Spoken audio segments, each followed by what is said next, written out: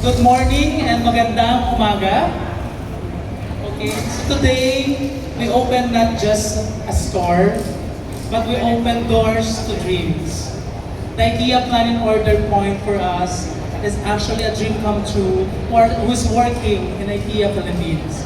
But I hope it's also a dream come true for you here living in Quezon City. This new shop will serve as a reminder for us that whatever the size of your home, your dreams can fit and flourish within it. With the opening of the Plan and Order shop, we're making it easier than ever to turn your dream home into a reality.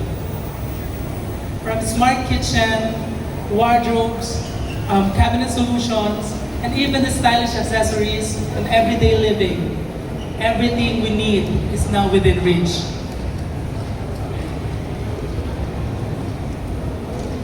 Our customers can also browse and purchase home furnishing accessories from cooking, eating, and home organization.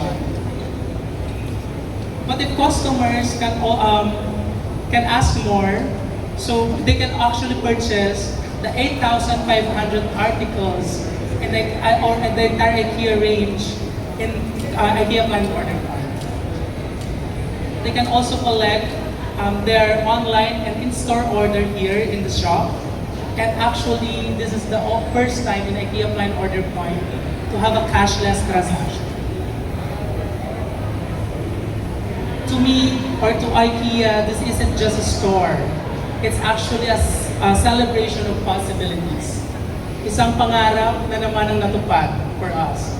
To our IKEA and Ayala teams, tack så mycket in Swedish, or maraming salamat. And to everyone here today, thank you for being part of this milestone. We can't wait for you to explore and to shop here in IKEA Plan and Order Shop. Thank you so much.